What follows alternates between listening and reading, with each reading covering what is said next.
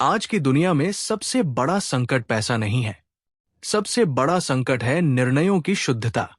क्योंकि जब एक नेता गलत फैसला लेता है तो उसका असर सिर्फ एक कुर्सी तक सीमित नहीं रहता। हजारों जिंदगियां उसकी कीमत चुकाती है। कई नेता सही और गलत के बीच फंस जाते हैं। कानून कुछ और कहता है, दबाव कुछ और। लेकिन असली सवाल यह है, जब सब आवाजें चुप हो जाए तब भीतर से कौन बोलता है? दाजी का कहना है, सच्चा नैतिक नेतृत्व बाहर की रणनीतियों से नहीं, अंदर की शुद्धता से जन्म लेता है। जब हृदय साफ होता है तो फैसले अपने आप सही होने लगते हैं। इस वीडियो में हम जानेंगे कैसे हार्टफुलनेस के सूक्ष्म इनर शिफ्ट्स एक इंसान को नहीं, पूरी ऑर्गेनाइजेशन और समाज की दिशा बदल सकते हैं। अंदर की शुद्धता से ही सच्चा नेतृत्व जन्म लेता है। आज के समय में जब हम नेतृत्व की बात करते हैं तो अक्सर हमारे सामने बड़ी बड़ी रणनीतियां, जटिल नीतियां और कड़े नियम कानूनों की तस्वीर उभरती है। लेकिन क्या सच में नेतृत्व इन बाहरी चीजों से ही बनता है? दाजी, जो हार्टफुलनेस के मार्गदर्शक है, वे हमें एक बिल्कुल अलग और गहरी सच्चाई से परिचित कराते हैं। वे कहते हैं कि असली नेतृत्व तो भीतर से शुरू होता है, अंदर की शुद्धता से, अंदर की शांति से और अंदर की स्पष्टता से। जब कोई नेता बाहर की दुनिया को बदलने की कोशिश करता है लेकिन खुद अंदर से अशांत है, भ्रमित है या अहंकार से भरा हुआ है, तो उसके निर्णय कितने भी सोच समझ कर लिए गए हों, वे अंततः उतने प्रभावी और सच्चे नहीं हो पाते जितने होने चाहिए। आज हम देखते हैं कि दुनिया भर में ज्यादातर नेता बाहरी उपलब्धियों, संख्याओं, लक्ष्यों और परिणामों पर ध्यान केंद्रित करते हैं। और ये गलत नहीं है, लेकिन ये केवल आधी कहानी है। जब तक भीतर का काम नहीं होता, जब तक अंदर की सफाई नहीं होती, जब तक मन में जमा हुई गंदगी, पुराने संस्कार, नकारात्मक विचार और अहंकार की परतें नहीं हटती, तब तक बाहरी सफलता भी खोखली रह जाती है। हार्टफुलनेस ध्यान का यही सार है। ये हमें अपने भीतर झांकने का साहस देता है, अपने मन की गहराइयों में उतरने का मार्ग दिखाता है और वहां जो कुछ भी अनावश्यक, भारी या विषैला है, उसे धीरे धीरे साफ करने की प्रक्रिया सिखाता है। जब एक नेता नियमित रूप से ध्यान करता है तो वो अपने अंदर एक ऐसी जगह खोज लेता है जो बिल्कुल शांत, निर्मल और स्पष्ट है। ये वो जगह है जहां से सच्ची बुद्धिमत्ता पैदा होती है, जहां से विवेक जागता है और जहां से अंतरात्मा की आवाज सुनाई देती है। अब सवाल यह है कि अंतरात्मा की आवाज क्या होती है? ये कोई रहस्यमय या काल्पनिक चीज नहीं है। ये वो आंतरिक मार्गदर्शन है जो हर इंसान के भीतर मौजूद है। लेकिन हमारे मन का शोर, हमारी इच्छाओं का तूफान, हमारे भय और लालच इस आवाज को दबा देते हैं। जब मन शुद्ध होता है, जब विचारों की भीड़ कम होती है, जब अहंकार पीछे हट जाता है, तब ये आवाज साफ सुनाई देने लगती है। और यही वो समय होता है जब एक नेता सही निर्णय ले पाता है। वो निर्णय जो केवल उसके लिए नहीं, बल्कि सबके भले के लिए होता है। अहंकार से लिए गए निर्णयों में हमेशा मैं की छाया होती है। मैं क्या चाहता हूं, मुझे क्या फायदा होगा, लोग मेरे बारे में क्या सोचेंगे। लेकिन जब निर्णय अंतरात्मा से आता है तो वो हम की भाषा बोलता है। वो समूह के हित को देखता है, वो लंबे समय के प्रभाव को समझता है और वो सही और गलत के बीच का फर्क साफ साफ पहचानता है। हार्टफुलनेस का ध्यान एक ऐसी तकनीक नहीं है जो केवल तनाव कम करने या आराम पाने के लिए हो। ये एक गहरी आंतरिक यात्रा है जो हमें हमारे असली स्वरूप से मिलाती है, जो हमारी चेतना को ऊंचा उठाती है और जो हमें वो आंतरिक शक्ति देती है जिससे हम दुनिया में सकारात्मक बदलाव ला सकें। जब एक नेता इस यात्रा पर चलता है तो उसकी पूरी ऊर्जा बदल जाती है। वह ज्यादा धैर्यवान हो जाता है, ज्यादा सहनशील हो जाता है, ज्यादा समझदार हो जाता है और सबसे महत्वपूर्ण बात, वो ज्यादा इंसान बन जाता है। लोग ऐसे नेता के पीछे इसलिए नहीं चलते क्योंकि उसके पास पद है या ताकत है, बल्कि इसलिए चलते हैं क्योंकि उन्हें उसकी शुद्धता, उसकी सच्चाई और उसकी निष्ठा में विश्वास होता है। ये विश्वास किसी भाषण या प्रस्तुति से नहीं बनता। ये तो उस नेता की ऊर्जा से, उसके व्यवहार से और उसके होने के तरीके से बनता है। जब आप किसी ऐसे व्यक्ति से मिलते हैं जो अंदर से शुद्ध और शांत है, तो आपको उसकी उपस्थिति में एक अलग ही अनुभव होता है। आप उसके पास सुरक्षित महसूस करते हैं, आप खुलकर बात कर पाते हैं और आप महसूस करते हैं कि वो सच में आपकी सुनता है, केवल जवाब देने के लिए नहीं बल्कि समझने के लिए। यही असली नेतृत्व की निशानी है, जब लोग आपके आसपास अपना सर्वश्रेष्ठ संस्करण बन पाएं, जब वे प्रेरित महसूस करें, जब वे अपनी क्षमताओं पर विश्वास करने लगें। और ये सब तभी संभव है जब नेता खुद अपनी आंतरिक यात्रा पर चल रहा हो, जब वो खुद अपने भीतर काम कर रहा हो, जब वो खुद को लगातार साफ और शुद्ध बना रहा हो। इसलिए दाजी जब कहते हैं कि नेतृत्व की असली शुरुआत भीतर से होती है, तो वे एक गहरा सत्य साझा कर रहे हैं जो सदियों के ज्ञान और अनुभव से आता है। ये कोई नया विचार नहीं है, लेकिन आज के तेज और प्रतिस्पर्धी दौर में हम इसे भूल गए हैं। हम बाहरी सफलता के पीछे इतनी तेजी से भाग रहे हैं कि हम अपने भीतर की आवाज सुनना ही भूल गए हैं। हार्टफुलनेस हमें वापस उस जगह ले जाता है। वो हमें याद दिलाता है कि असली शक्ति, असली बुद्धि और असली नेतृत्व हमारे भीतर पहले से मौजूद है। हमें बस उसे खोजना है, उसे पहचानना है और उसे अपने जीवन में उतारना है। जब एक नेता ये समझ लेता है, तो उसकी पूरी दुनिया बदल जाती है। उसके निर्णय ज्यादा स्पष्ट होते हैं, उसके रिश्ते ज्यादा मजबूत होते हैं, उसका प्रभाव ज्यादा गहरा होता है और सबसे महत्वपूर्ण, वो खुश और संतुष्ट रहता है, क्योंकि वो जानता है कि वो अपनी अंतरात्मा के अनुसार जी रहा है, किसी बाहरी दबाव या अपेक्षा के अनुसार नहीं। तो आइए हम सब भी इस यात्रा पर चलें, अपने भीतर झांकें, अपने मन को शुद्ध करें, अपनी अंतरात्मा की आवाज सुनें और एक ऐसा नेतृत्व बनाएं जो न केवल प्रभावी हो बल्कि प्रेरणादायक भी हो, जो न केवल परिणाम दे बल्कि लोगों को बदले भी, और जो न केवल बाहरी सफलता लाए बल्कि आंतरिक शांति और संतुष्टि भी दे। नैतिक निर्णय, जब अंतरात्मा की आवाज रास्ता दिखाए। आज की दुनिया में शायद सबसे कठिन काम है दबाव में सही फैसला लेना, खासकर जब चारों तरफ से अलग अलग आवाजें आ रही हों, जब हर कोई अपनी राय दे रहा हो, जब बाजार की मांगे कुछ और कह रही हों, जब शेयर होल्डर्स की अपेक्षाएं अलग हों, जब टीम के सदस्य अलग अलग दिशाओं में खींच रहे हों, और जब समय की कमी हो। ऐसे में एक नेता के सामने सबसे बड़ा सवाल यह होता है कि वो किस आधार पर अपना निर्णय ले, वो किस मापदंड का इस्तेमाल करे और वो कैसे सुनिश्चित करे कि उसका फैसला न केवल तात्कालिक समस्या को हल करे बल्कि लंबे समय में भी सही साबित हो। यहीं पर नैतिक निर्णय लेने की क्षमता सबसे महत्वपूर्ण हो जाती है।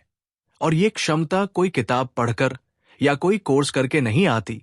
ये तो हमारे भीतर की स्पष्टता से, हमारी चेतना की शुद्धता से और हमारी अंतरात्मा की जागरूकता से आती है। जब हम आज के कॉरपोरेट जगत, राजनीति या किसी भी क्षेत्र में देखते हैं, तो हम पाते हैं कि अक्सर निर्णय तात्कालिक लाभ को ध्यान में रखकर लिए जाते हैं। इस तिमाही में कितना मुनाफा होगा, इस साल के आंकड़े कैसे दिखेंगे, अगले चुनाव में क्या फायदा होगा। लेकिन क्या यह सही तरीका है? क्या हम केवल आज के लिए जी रहे हैं, या हम एक ऐसी विरासत बनाना चाहते हैं जो आने वाली पीढ़ियों के लिए मायने रखे? यहीं पर हार्टफुलनेस की प्रैक्टिस हमारी मदद करती है। जब हम नियमित रूप से ध्यान करते हैं, जब हम अपने मन की गहराइयों में उतरते हैं, तो हम धीरे धीरे उन सूक्ष्म संस्कारों को, उन छिपी हुई कंडीशनिंग को पहचानने लगते हैं जो हमारे निर्णयों को प्रभावित करती है। हम सबके मन में बचपन से, समाज से, परिवार से और अपने अनुभवों से कुछ पैटर्न बन जाते हैं, कुछ धारणाएं, कुछ पूर्वाग्रह, कुछ डर, कुछ लालच, और ये सब हमारे निर्णयों में अनजाने में घुस जाते हैं। उदाहरण के लिए, अगर किसी नेता को बचपन में हमेशा ये सिखाया गया कि पैसा ही सब कुछ है, तो वो हर निर्णय में पहले वित्तीय पहलू को देखेगा, भले ही वो निर्णय नैतिक रूप से सही न हो। या अगर किसी को हमेशा असफलता का डर रहा है, तो वो जोखिम से बचने के लिए ऐसे निर्णय लेगा जो सुरक्षित तो हो लेकिन सही न हो। ये सूक्ष्म कंडीशनिंग इतनी गहरी होती है कि हमें पता भी नहीं चलता कि हम इससे प्रभावित हो रहे हैं। हम सोचते हैं कि हम तर्कसंगत निर्णय ले रहे हैं, लेकिन असल में हमारे अवचेतन मन की ये परतें हमें एक खास दिशा में धकेल रही होती है। हार्टफुलनेस का क्लीनिंग प्रोसेस, जिसे हम सफाई कहते हैं, इन्हीं परतों को धीरे धीरे हटाता है। ये हमारे मन से उन पुरानी छापों को, उन नकारात्मक संस्कारों को साफ करता है जो हमारे निर्णयों को धुंधला बनाते हैं। जब ये सफाई होती है तो हमारे भीतर एक नई स्पष्टता आती है। हम चीजों को उनके असली रूप में देखने लगते हैं। हम अपने पूर्वाग्रहों से ऊपर उठ पाते हैं और हम सही और गलत के बीच का फर्क साफ साफ देख पाते हैं। ये वैसा ही है जैसे किसी गंदे शीशे को साफ करना। पहले आपको धुंधली तस्वीर दिखती है, लेकिन जैसे जैसे शीशा साफ होता है, तस्वीर बिल्कुल स्पष्ट हो जाती है। अब सवाल यह है कि सही और गलत की ये स्पष्ट समझ इतनी महत्वपूर्ण क्यों है? क्योंकि आज के समय में हर निर्णय ग्रे एरिया में होता है। कुछ बिल्कुल काला नहीं होता और कुछ बिल्कुल सफेद नहीं होता। एक नेता को अक्सर ऐसी परिस्थितियों का सामना करना पड़ता है जहां हर विकल्प में कुछ न कुछ कमी है, जहां किसी भी फैसले से किसी न किसी को नुकसान होगा, जहां पूरी तरह से सही जवाब नहीं है। ऐसे में अगर भीतर की क्लैरिटी नहीं है तो नेता भ्रमित हो जाता है। वो दूसरों की राय पर निर्भर हो जाता है, या वो सबसे आसान या सबसे लाभदायक रास्ता चुन लेता है, भले ही वो सही न हो। लेकिन जब भीतर की स्पष्टता है, जब मन शांत और निर्मल है, तो नेता के भीतर एक ऐसी आंतरिक कंपास होती है जो उसे सही दिशा दिखाती है। ये कंपास उसकी अंतरात्मा है, उसका विवेक है, और ये हमेशा सत्य की तरफ इशारा करती है। जब कोई नेता इस आंतरिक कंपास को सुनता है तो वो शॉर्ट टर्म लाभ की जगह लॉन्ग टर्म मूल्यों को चुनता है। वो जानता है कि आज थोड़ा मुनाफा कम हो सकता है, लेकिन अगर उसने सही रास्ता चुना है तो लंबे समय में उसका संगठन, उसकी टीम और पूरा समाज लाभान्वित होगा। उदाहरण के लिए, मान लीजिए एक कंपनी को किसी प्रोजेक्ट में पर्यावरण से जुड़े नियमों को तोड़ने का मौका मिलता है और इससे उसे तुरंत बहुत फायदा हो सकता है। अगर नेता केवल तात्कालिक लाभ को देखे तो वो ये गलत कदम उठा सकता है, लेकिन अगर उसके भीतर नैतिक स्पष्टता है तो वो जानता है कि ये फैसला न केवल पर्यावरण को नुकसान पहुंचाएगा, बल्कि लंबे समय में कंपनी की प्रतिष्ठा को भी नुकसान पहुंचाएगा, कानूनी समस्याएं खड़ी कर सकता है और समाज में कंपनी की छवि खराब कर सकता है। ऐसा नेता तुरंत नहीं कह देता है और एक ऐसा वैकल्पिक रास्ता खोजता है जो सही हो, भले ही वो थोड़ा मुश्किल या महंगा हो। यही असली नैतिक नेतृत्व है, जब आप अपने मूल्यों पर अडिग रहते हैं, जब आप दबाव में भी सही रास्ते से नहीं हटते, और जब आप अपनी अंतरात्मा की आवाज को हर चीज से ऊपर रखते हैं। हार्टफुलनेस प्रैक्टिस ये क्षमता विकसित करती है, ये हमें मजबूत बनाती है, ये हमें साहसी बनाती है, और ये हमें वो आंतरिक शक्ति देती है जिससे हम गलत के सामने नहीं कह सकें और सही के लिए खड़े हो सकें। और सबसे खूबसूरत बात यह है कि जब एक नेता इस तरह का निर्णय लेता है तो उसका प्रभाव केवल उस एक फैसले तक सीमित नहीं रहता, ये पूरे संगठन में एक संदेश जाता है। ये टीम के सदस्यों को प्रेरित करता है, ये एक संस्कृति बनाता है जहां नैतिकता और मूल्यों को महत्व दिया जाता है। लोग देखते हैं कि उनका नेता कैसे फैसले ले रहा है और वे भी उसी रास्ते पर चलने लगते हैं। धीरे धीरे पूरा संगठन एक ऐसी जगह बन जाता है जहां ईमानदारी, पारदर्शिता और नैतिकता केवल दीवार पर लिखे शब्द नहीं रहते, बल्कि हर दिन के काम का हिस्सा बन जाते हैं। ये बदलाव तभी आता है जब नेतृत्व ऊपर से शुरू होता है, जब नेता खुद उदाहरण बनता है, और जब नेता की अपनी इनर क्लैरिटी इतनी मजबूत होती है कि वो किसी भी तूफान में अपनी जगह से नहीं हिलता। आज के तेजतर्रार और प्रतिस्पर्धी माहौल में, जहां हर कोई सफलता की दौड़ में लगा है, ये आसान नहीं है। बहुत बार ऐसा लगता है कि अगर हम पूरी तरह से नैतिक रहेंगे तो हम पीछे रह जाएंगे, कि दूसरे लोग जो शॉर्टकट ले रहे हैं वे आगे निकल जाएंगे, और कि हमें भी थोड़ा कॉम्प्रोमाइज करना पड़ेगा। लेकिन इतिहास हमें बार बार ये सिखाता है कि जो संगठन और जो नेता अपने मूल्यों पर अडिग रहते हैं, वही लंबे समय तक टिकते हैं, वही सम्मान पाते हैं और वही वास्तव में सफल होते हैं। क्योंकि सफलता का असली मतलब केवल पैसा कमाना या पद पाना नहीं है। असली सफलता है एक ऐसी विरासत छोड़ना जिस पर आपको गर्व हो, एक ऐसी छाप छोड़ना जो सकारात्मक हो, और एक ऐसा जीवन जीना जिसमें आप रात को चैन की नींद सो सकें, क्योंकि आप जानते हैं कि आपने सही काम किया है। हार्टफुलनेस यही सिखाती है, ये हमें याद दिलाती है कि जीवन में कुछ चीजें पैसे से बड़ी हैं, कुछ चीजें पद से बड़ी हैं, और कुछ चीजें प्रसिद्धि से बड़ी हैं, और वो है हमारी अंतरात्मा की शांति, हमारी इंटेग्रिटी और हमारा चरित्र। जब हम इन चीजों को प्राथमिकता देते हैं, जब हम अपने हर निर्णय में ये सोचते हैं कि क्या ये सही है, क्या ये न्यायपूर्ण है, क्या ये सबके हित में है, तब हम न केवल बेहतर नेता बनते हैं बल्कि बेहतर इंसान भी बनते हैं। और ये इनर क्लैरिटी, ये नैतिक स्पष्टता कोई एक दिन में नहीं आती। ये एक यात्रा है, एक प्रैक्टिस है, एक लगातार चलने वाली प्रक्रिया है, जहां हम रोज अपने भीतर झांकते हैं, अपनी कमियों को पहचानते हैं, अपने संस्कारों को साफ करते हैं और अपनी चेतना को ऊंचा उठाते हैं। हार्टफुलनेस मेडिटेशन, क्लीनिंग और कनेक्शन की प्रैक्टिस यही करती है। ये हमें धीरे धीरे उस जगह ले जाती है जहां सही और गलत के बीच कोई कंफ्यूजन नहीं रहता, जहां हर निर्णय हमारी इनर विजडम से आता है और जहां हम किसी भी दबाव में भी अपने मूल्यों से समझौता नहीं करते। तो आइए हम सब इस यात्रा पर चलें, अपने भीतर की सफाई करें, अपनी चेतना को जगाएं और एक ऐसा नेतृत्व बनाएं जो न केवल प्रभावी हो बल्कि नैतिक भी हो, जो न केवल परिणाम दे बल्कि सिद्धांतों पर आधारित हो, और जो न केवल आज के लिए सही हो बल्कि आने वाले कल के लिए भी एक मिसाल बने। करुणा और ईमानदारी, सच्चे नेतृत्व की आत्मा। आज की दुनिया में जब हम नेतृत्व की बात करते हैं तो अक्सर हमारे मन में एक मजबूत, निर्णायक, कठोर और भावनाओं से परे रहने वाले व्यक्ति की तस्वीर उभरती है। कोई ऐसा जो हर हाल में अपने लक्ष्य को पाने के लिए दृढ़ है, जो किसी की भावनाओं को अपने निर्णयों में नहीं आने देता और जो अपनी कठोरता से सबको नियंत्रित करता है। लेकिन क्या यही असली नेतृत्व है? दाजी, जो हार्टफुलनेस के मार्गदर्शक है और जिन्होंने लाखों लोगों को आंतरिक परिवर्तन की यात्रा पर चलाया है, वे हमें एक बिल्कुल अलग और गहरा विजन देते हैं।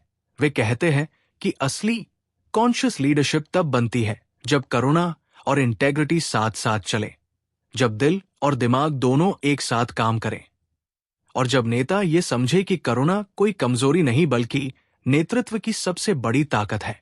ये विचार आज के समय में कुछ अजीब लग सकता है, खासकर जब हम देखते हैं कि ज्यादातर सफल माने जाने वाले नेता कितने कठोर, प्रतिस्पर्धी और भावनाहीन दिखते हैं। वे अपनी टीम के सदस्यों को केवल संसाधन मानते हैं, वे रिश्तों को लेन देन की तरह देखते हैं और वे सफलता को केवल संख्याओं और परिणामों में मापते हैं।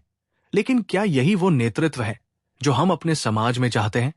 क्या यही वो नेतृत्व है जो टिकाऊ है, जो लोगों को प्रेरित करती है और जो दुनिया में सकारात्मक बदलाव लाती है? जब हम इतिहास में पीछे मुड़कर देखते हैं तो हम पाते हैं कि जिन नेताओं को आज भी याद किया जाता है, जिनका प्रभाव आज भी महसूस होता है, वे वो थे जिनके दिल में करुणा थी। Mahatma Gandhi, Nelson Mandela, Mother Teresa, Martin Luther King, इन सब ने दुनिया को अपनी करुणा से बदला, अपनी कठोरता से नहीं।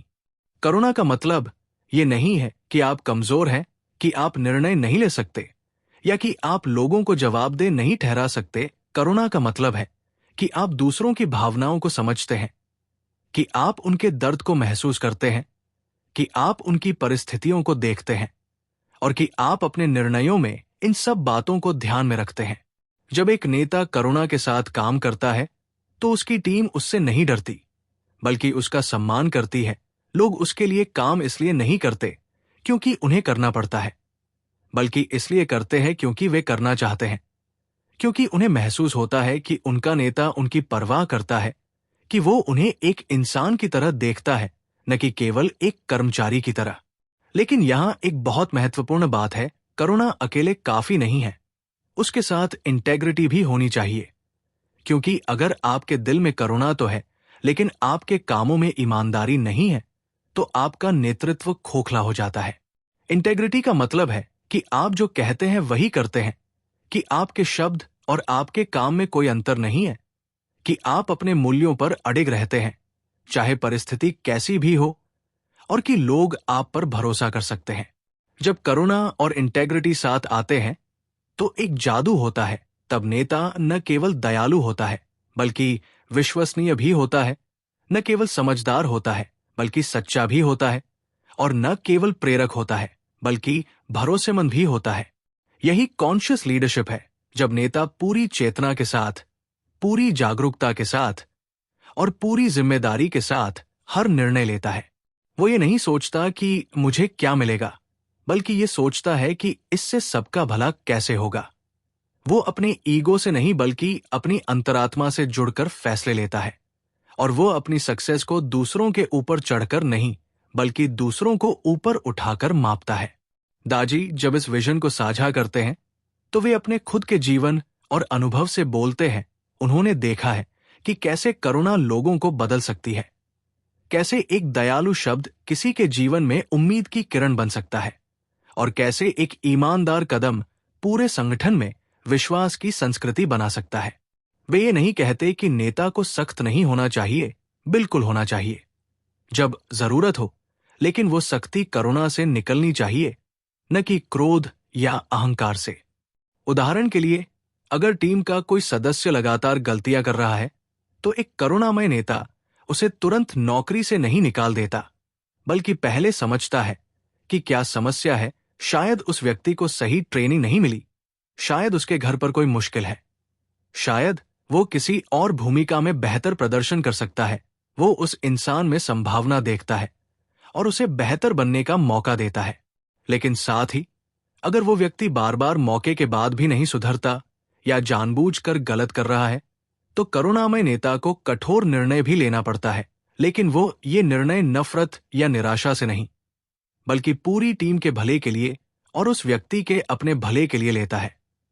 क्योंकि कभी कभी सबसे करुणापूर्ण काम ये होता है कि किसी को उनकी गलत जगह से मुक्त करके उन्हें सही जगह खोजने का मौका दे।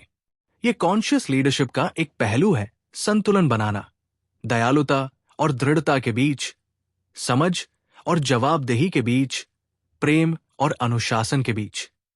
और ये संतुलन तभी आता है जब नेता अपने भीतर काम करता है, जब वो अपनी चेतना को विकसित करता है, जब वो हार्टफुलनेस जैसी प्रैक्टिसेस के माध्यम से अपने मन को शुद्ध करता है और अपने दिल को खोलता है। क्योंकि करुणा कोई ऐसी चीज नहीं है जो आप बाहर से सीख सकते हैं, ये तो आपके भीतर से निकलती है। ये आपके हृदय की शुद्धता से आती है, और ये तभी संभव है जब आपका अपना मन शांत, निर्मल और प्रेम से भरा हो। जब कोई नेता हार्टफुलनेस प्रैक्टिस करता है तो धीरे धीरे उसके दिल में एक ऐसा ट्रांसफॉर्मेशन होता है। वो खुद को दूसरों से अलग नहीं देखता, बल्कि सबको एक ही परिवार का हिस्सा मानने लगता है। उसे हर इंसान में वही डिवाइन स्पार्क दिखाई देने लगती है जो उसके अपने भीतर है, और उसकी सोच मैं और वे से बदलकर हम हो जाती है। यही वो जगह है जहां से असली करुणा जन्म लेती है, जब आप महसूस करते हैं कि दूसरे का दुख आपका अपना दुख है, जब आप समझते हैं कि दूसरे की खुशी में आपकी अपनी खुशी है, और जब आप जानते हैं कि हम सब आपस में जुड़े हुए हैं। और इंटेग्रिटी, वो भी इसी आंतरिक परिवर्तन से आती है, जब आप अपने भीतर सच्चाई को जानते हैं, जब आप अपनी अंतरात्मा की आवाज सुनते हैं, तो आप बाहर भी सच्चाई से ही जी सकते हैं। आप अपने शब्दों को अपने कामों से अलग नहीं कर सकते, और आप किसी भी परिस्थिति में अपने मूल्यों से समझौता नहीं कर सकते।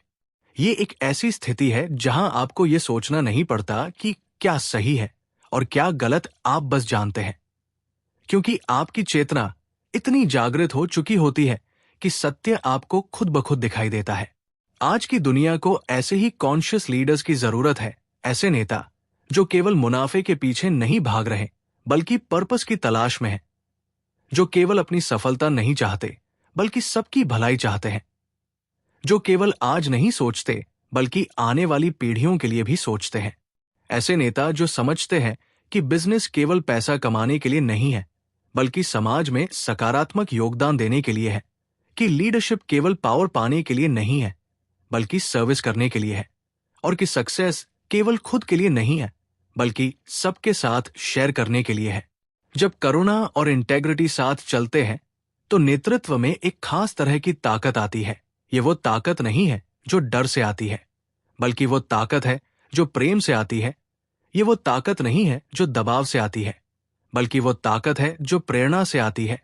और ये वो ताकत नहीं है जो कंट्रोल से आती है, बल्कि वो ताकत है जो कनेक्शन से आती है। लोग ऐसे नेता के पीछे इसलिए नहीं चलते क्योंकि उन्हें डर है, बल्कि इसलिए चलते हैं क्योंकि उन्हें विश्वास है। विश्वास कि ये नेता उनकी परवाह करता है, विश्वास कि ये नेता सही रास्ते पर ले जाएगा, और विश्वास कि ये नेता उन्हें धोखा नहीं देगा। ये विश्वास ही किसी भी संगठन की सबसे बड़ी संपत्ति है।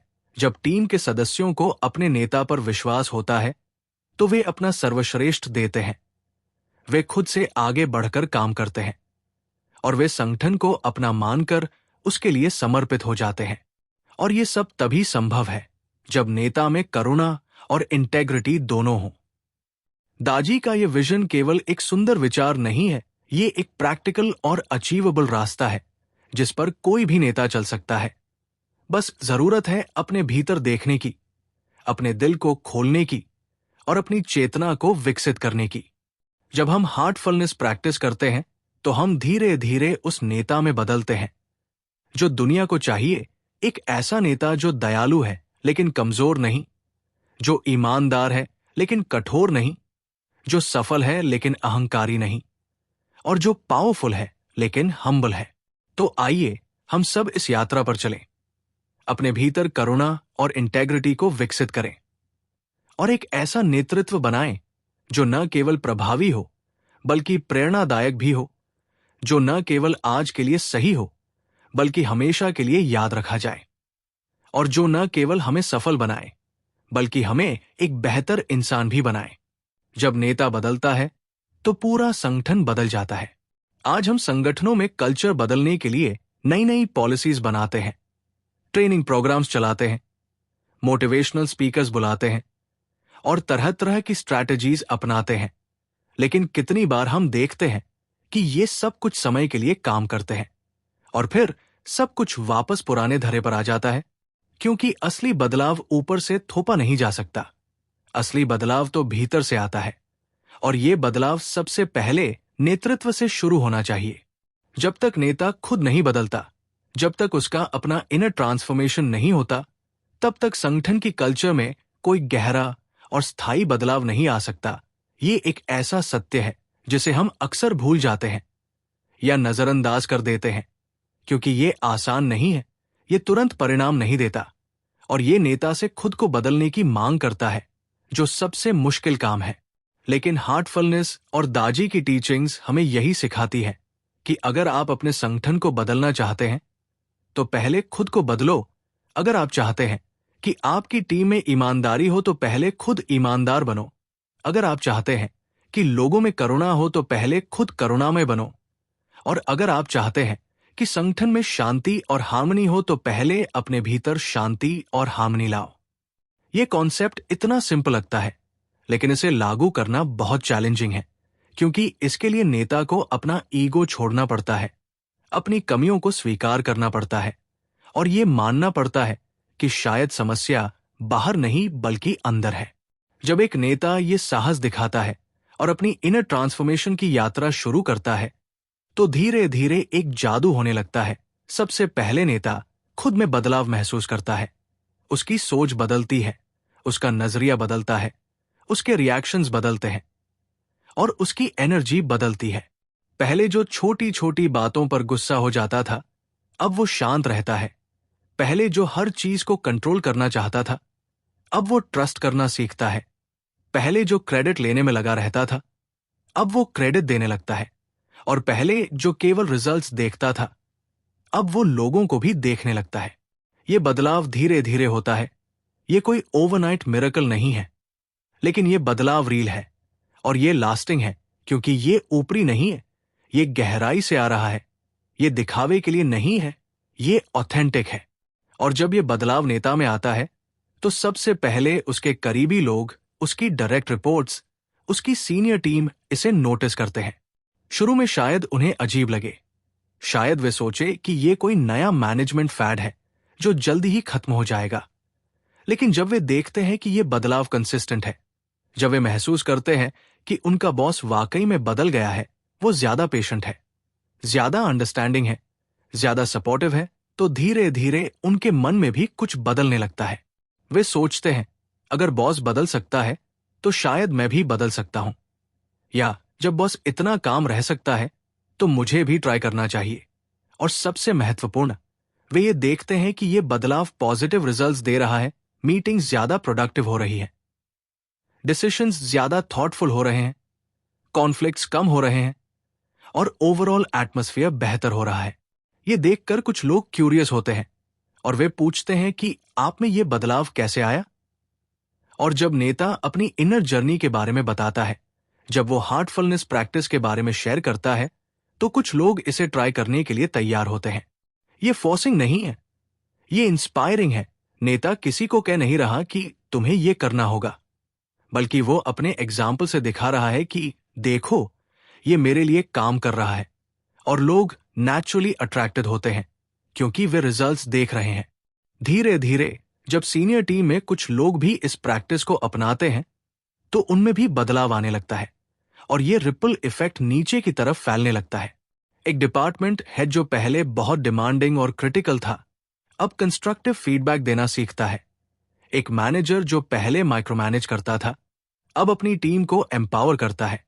और एक टीम लीड जो पहले हमेशा स्ट्रेस्ड रहता था, अब ज्यादा बैलेंस्ड अप्रोच लेता है। ये सब बदलाव ऑर्गेनाइजेशनल कल्चर को फंडामेंटली बदल देते हैं। क्योंकि कल्चर क्या है? कल्चर वह है जो लोग रोज करते हैं, कैसे वे एक दूसरे के साथ इंटरैक्ट करते हैं, कैसे वे प्रॉब्लम्स को सॉल्व करते हैं, कैसे वे डिसीजंस लेते हैं। और ये सब इंडिविजुअल बिहेवियर्स से बनता है। जब इंडिविजुअल्स बदलते हैं, खासकर जब इन्फ्लुएंशियल इंडिविजुअल्स यानी लीडर्स बदलते हैं, तो पूरा कल्चर बदलने लगता है। लेकिन ये बदलाव सिर्फ बिहेवियर लेवल पर नहीं होता, ये डीपर होता है, ये वैल्यूज लेवल पर होता है, माइंडसेट लेवल पर होता है और कॉन्शियसनेस लेवल पर होता है। पहले अगर ऑर्गेनाइजेशन की इम्प्लिसिट वैल्यू थी जीतना सब कुछ है, चाहे कैसे भी हो, अब वो बदलकर हम एथिकल तरीके से जीतना चाहते हैं हो जाती है। पहले अगर माइंडसेट थी एम्प्लॉइज एक्सपेंडेबल रिसोर्सेज हैं, अब वो एम्प्लॉइज वैल्यूएबल ह्यूमन बीइंग्स हैं बन जाती है।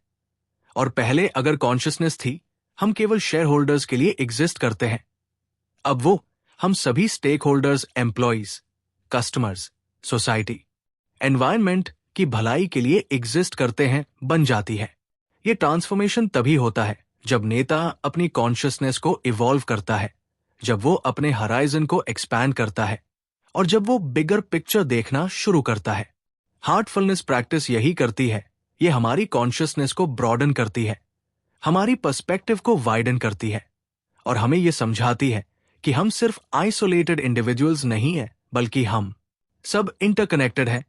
हम सब एक बड़ी सिस्टम का हिस्सा है और हमारे हर एक्शन का इम्पैक्ट होता है न केवल हम पर, बल्कि हमारे आसपास के सभी लोगों पर। जब एक नेता ये कॉन्शियसनेस डेवलप करता है, तो उसके निर्णय ऑटोमेटिकली ज्यादा होलिस्टिक होने लगते हैं। वह केवल क्वार्टरली प्रॉफिट्स नहीं देखता, बल्कि लॉन्ग टर्म सस्टेनेबिलिटी भी देखता है। वो केवल कॉस्ट कटिंग नहीं सोचता, बल्कि एम्प्लॉय वेलबींग भी सोचता है। और वो केवल मार्केट शेयर नहीं चाहता, बल्कि पॉजिटिव सोशल इंपैक्ट भी चाहता है। और जब ऑर्गेनाइजेशन के डिसीजंस इस तरह के होने लगते हैं, तो एम्प्लॉयज नोटिस करते हैं, वे देखते हैं कि कंपनी केवल बातें नहीं कर रही, बल्कि एक्चुअली वॉक दी टॉक कर रही है। और इससे उनमें प्राइड और लॉयल्टी बढ़ती है। वे सोचते हैं, मैं ऐसी कंपनी के लिए काम कर रहा हूं जो सही वैल्यूज रखती है, जो मेरी केयर करती है और जो सोसाइटी में पॉजिटिव डिफरेंस बना रही है। और ये फीलिंग उनकी एंगेजमेंट और प्रोडक्टिविटी को ड्रामेटिकली बढ़ा देती है। ये कोई थियोरेटिकल बात नहीं है। अनगिनत स्टडीज ने यह साबित किया है कि जब एम्प्लॉइज फील वैल्यूड और feel connected to the company's purpose, तो वे ज्यादा मोटिवेटेड होते हैं, ज्यादा क्रिएटिव होते हैं और ज्यादा कमिटेड होते हैं। लेकिन ये फीलिंग आर्टिफिशियली क्रिएट नहीं की जा सकती थ्रू सम कॉर्पोरेट कम्युनिकेशन या ब्रांडिंग एक्सरसाइज। ये तो जेन्युइन होनी चाहिए, और ये जेन्युइन तभी होती है जब लीडरशिप जेन्युइन है, जब लीडर्स खुद ये वैल्यूज जीते हैं, और जब ऑर्गेनाइजेशन का हर डिसीजन इन वैल्यूज को रिफ्लेक्ट करता है। यहीं पर इनर ट्रांसफॉर्मेशन की पावर दिखती है, जब लीडरशिप टीम कलेक्टिवली इस जर्नी पर होती है। जब वे सब अपने अपने इनर वर्क कर रहे होते हैं, तो उनमें एक नेचुरल अलाइनमेंट आ जाती है। वे सब सेम पेज पर होते हैं, नॉट बिकॉज कोई पॉलिसी डॉक्यूमेंट है, बल्कि बिकॉज उनकी कॉन्शियसनेस सैम लेवल पर इवॉल्व हो चुकी है। उन्हें बहुत डिबेट नहीं करनी पड़ती कि क्या सही है, क्योंकि वे इंट्यूटिवली जानते हैं। उनकी इनर कॉम्पास सब सैम डायरेक्शन में पॉइंट कर रही होती है, और इससे डिसीजन मेकिंग बहुत स्मूथ और फास्ट हो जाती है। साथ ही जब लीडर्स इस तरह अलाइन होते हैं, तो ऑर्गेनाइजेशन में पॉलिटिक्स और इनफाइटिंग काफी कम हो जाती है, क्योंकि लोग अपने ईगो गेम्स खेलने के बजाय कलेक्टिव गुड के लिए काम करते हैं। हार्टफुलनेस प्रैक्टिस ईगो को डिसोल्व करती है।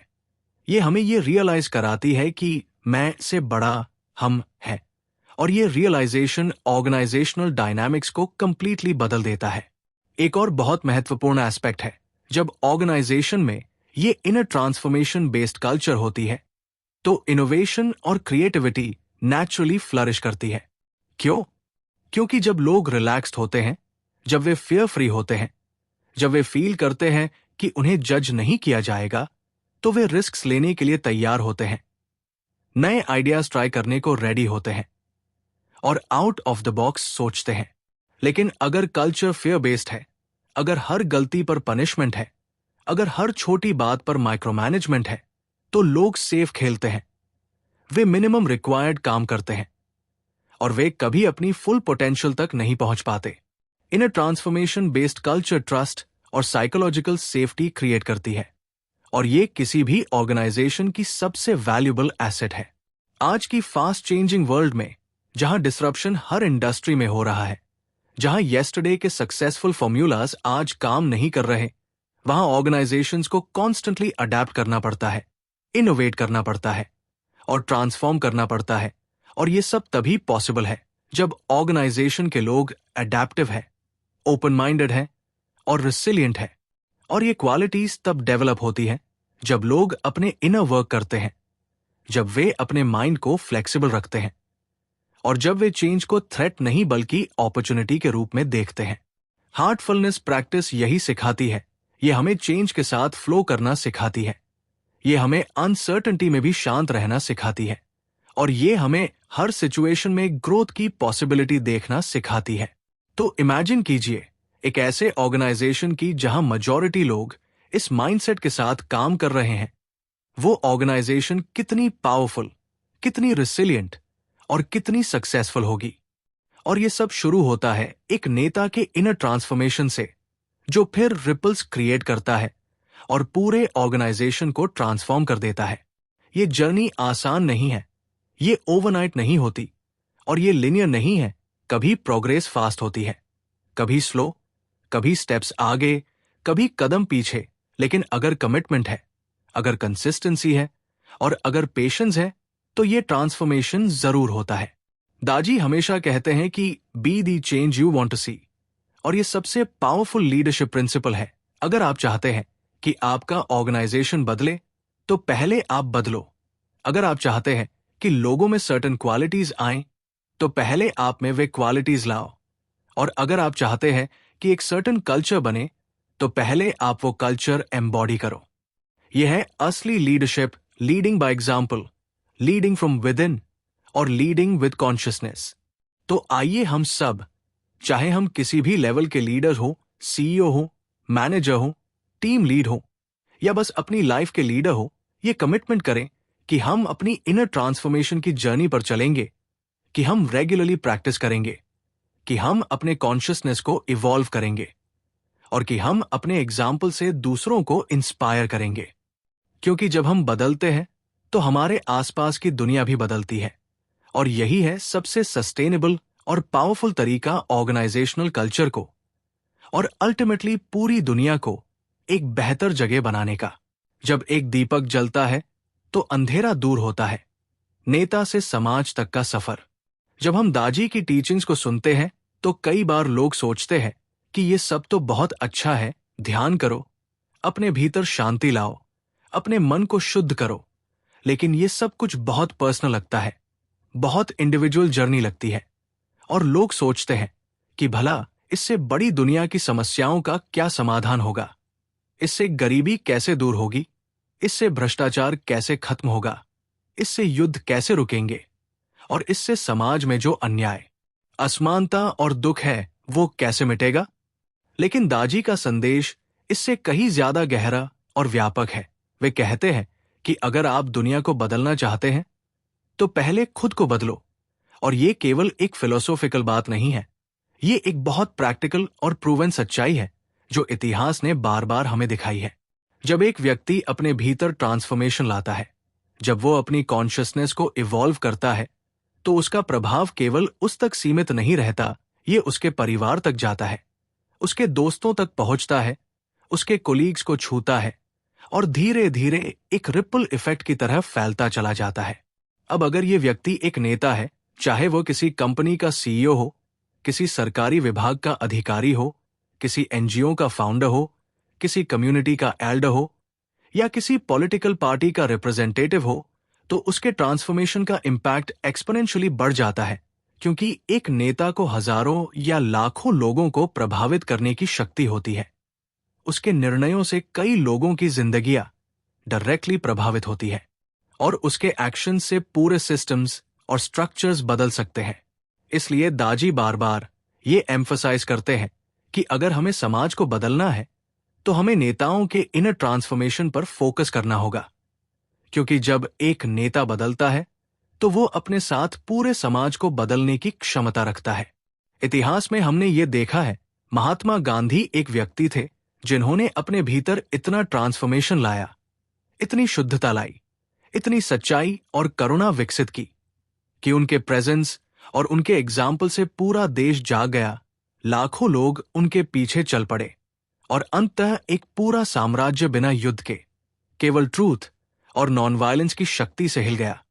ये कोई मिरेकल नहीं था, ये इनर ट्रांसफॉर्मेशन की पावर थी जो एक व्यक्ति से निकलकर करोड़ों लोगों तक पहुंची। नेल्सन मंडेला ने जेल में 27 साल बिताए और वहां उन्होंने अपने भीतर इतना काम किया, अपने गुस्से को, अपनी नफरत को ट्रांसफॉर्म किया फॉरगिवनेस और कंपैशन में, कि जब वे बाहर आए तो उन्होंने पूरे देश को सिविल वॉर से बचा लिया और एक ऐसा नया साउथ अफ्रीका बनाया जहां रेकन्सिलिएशन और यूनिटी पॉसिबल हो सकी। ये भी इनर ट्रांसफॉर्मेशन की पावर थी।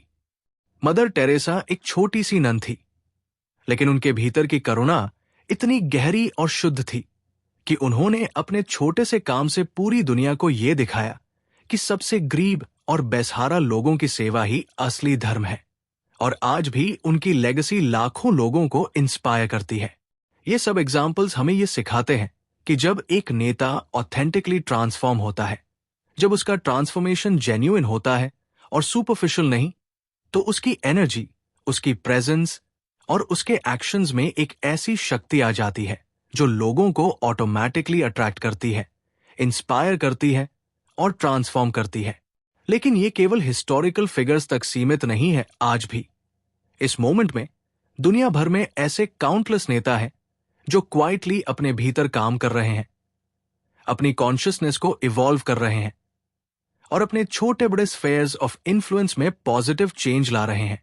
एक स्कूल प्रिंसिपल जो अपनी इनर जर्नी पर है, वो अपने स्कूल की पूरी कल्चर को बदल सकता है। वो टीचर्स को इंस्पायर करता है कि टीचिंग केवल सिलेबस कंप्लीट करना नहीं है, बल्कि बच्चों की लाइव्स को शेप करना है। वो स्टूडेंट्स में वैल्यूज इंस्टिल करता है और वो पेरेंट्स को एंगेज करता है, और धीरे धीरे वो स्कूल एक ऐसी जगह बन जाता है जहां से निकलने वाले बच्चे न केवल एकेडमिकली स्मार्ट होते हैं, बल्कि इमोशनली मैच्योर और सोशली रिस्पॉन्सिबल भी होते हैं। और ये बच्चे जब बड़े होकर अपनी अपनी जगहों पर जाते हैं तो वे उन वैल्यूज को कैरी करते हैं और आगे फैलाते हैं। एक पुलिस ऑफिसर जो कॉन्शियस है, कंपैशनेट है और अपने इनर वर्क करता है, वो अपने डिपार्टमेंट में एक नई कल्चर ला सकता है। वो अपने जूनियर्स को सिखाता है कि यूनिफॉर्म पहनने का मतलब पावर नहीं बल्कि रिस्पॉन्सिबिलिटी है, कि पब्लिक सच में हमारी मास्टर है, और कि लॉ एनफोर्समेंट का मतलब केवल पनिशमेंट नहीं बल्कि जस्टिस और रिहैबिलिटेशन भी है। और जब ये माइंडसेट फैलती है तो पुलिस पब्लिक रिलेशनशिप बदलने लगती है, ट्रस्ट बिल्ड होने लगता है और क्राइम रेट्स नेचुरली कम होने लगते हैं। एक बिजनेस लीडर जो अपनी इनर क्लैरिटी के साथ ऑपरेट करता है, वो अपनी कंपनी को एथिकल प्रैक्टिसेस अपनाने के लिए गाइड करता है। वो शॉर्ट टर्म प्रॉफिट्स के चक्कर में एनवायरनमेंट को डिस्ट्रॉय नहीं करता, वो वर्कर्स का एक्सप्लॉटेशन नहीं करता, वो टैक्स इवेजन नहीं करता, और वो अपने बिजनेस को एक फोर्स फॉर गुड बनाता है। और जब ऐसी कंपनीज सक्सेसफुल होती है तो वे दूसरी कंपनीज के लिए एग्जाम्पल बनती है और धीरे धीरे पूरे इंडस्ट्री के स्टैंडर्ड्स बदलने लगते हैं। एक पॉलिटिकल लीडर जो जेन्युइनली अपने कॉन्स्टिट्यूएंट्स की भलाई चाहता है, जो पावर के लिए नहीं बल्कि सर्विस के लिए पॉलिटिक्स में है, वो अपने एरिया में रियल डेवलपमेंट ला सकता है। वो करप्शन को टॉलरेट नहीं करता, वो अपने डिसीजंस में ट्रांसपेरेंसी रखता है, वो सबकी सुनता है और सबके साथ फेयरनेस रखता है, और वो लॉन्ग टर्म विजन के साथ काम करता है। और जब लोग देखते हैं कि अरे ऐसा भी हो सकता है, सारे पॉलिटिशियन बुरे नहीं होते, तो उनका भी फेथ रिस्टोर होता है। वे भी सिविक पार्टिसिपेशन में इंटरेस्ट लेते हैं और डेमोक्रेसी मजबूत होती है। ये सब कैसे होता है? ये सब तब होता है जब नेता अपने ईगो को छोड़कर, अपने ग्रीड को ट्रांसफॉर्म करके और अपने कॉन्शियसनेस को एक्सपैंड करके काम करता है। हार्टफुलनेस प्रैक्टिस यही करती है। ये हमें अपने छोटे आज के लीडरशिप का सबसे बड़ा संकट बाहर दिखाई नहीं देता, वो भीतर छुपा हुआ है। इंटेग्रिटी की कमी, शॉर्ट टर्म फायदे के लिए लॉन्ग टर्म मूल्यों से समझौता और दबाव में लिए गए ऐसे फैसले जो धीरे धीरे लोगों का भरोसा और संगठनों की आत्मा दोनों को खोखला कर देते हैं। एथिक्स की ट्रेनिंग दी जाती है, लेकिन कॉन्शियंस को जगाने की कोशिश बहुत कम होती है। यहीं से हार्टफुलनेस की शुरुआत होती है। ये कोई साधारण मेडिटेशन नहीं, बल्कि एक वे ऑफ बीइंग है जहां निर्णय रूल से नहीं, इनर प्योरिटी और अवेयरनेस से जन्म लेते हैं। दाजी का विजन लीडरशिप को स्पिरिचुअलिटी से अलग नहीं करता, बल्कि उसे जमीन से जोड़ता है, ताकि हर फैसला प्रैक्टिकल होते हुए भी नैतिक हो। जब लीडर के भीतर शांति और स्पष्टता होती है, तो वही उसकी इनर कॉम्पास बन जाती है। ईगो, फियर और बायस कमजोर पड़ते हैं, और एम्पैथी, कंपैशन और रिस्पॉन्सिबिलिटी निर्णयों की नींव बनते हैं। ऐसे लीडर कठिन परिस्थितियों में भी अपने मूल्यों से समझौता नहीं करते, क्योंकि उनका मार्गदर्शन बाहर नहीं, भीतर से होता है। एक व्यक्ति की इनर प्योरिटी पूरे ऑर्गेनाइजेशन की दिशा बदल सकती है। लीडर का भाव, उसकी सोच और उसकी ऊर्जा पूरी टीम में रिपल इफेक्ट की तरह फैलती है, जहां डर की जगह भरोसा, कंपटीशन की जगह कोलैबोरेशन और रूल्स की जगह विजडम ले लेती है। यही से एथिकल कल्चर जन्म लेता है। हार्टफुलनेस अपनाना सिर्फ पर्सनल ग्रोथ का कदम नहीं है, ये कॉन्शियस लीडरशिप की ओर बढ़ा हुआ कदम है, जहां लीडर सिर्फ मैनेज नहीं करता, इंस्पायर करता है। और जब ऐसे लीडर्स बढ़ते हैं, तो ऑर्गेनाइजेशंस ही नहीं, समाज भी अधिक एथिकल, ह्यूमन और बैलेंस्ड बनता है। अगर ये वीडियो आपको सोचने पर मजबूर कर रहा है, तो चैनल को अभी सब्सक्राइब करें, इस वीडियो को लाइक करें, नीचे कमेंट में बताएं कि आप लीडरशिप को किस नजर से देखते हैं, और इसे शेयर करें उन लोगों के साथ जो सच्चे और कॉन्शियस लीडर्स बनना चाहते हैं, क्योंकि बदलाव बाहर से नहीं, अंदर से शुरू होता है।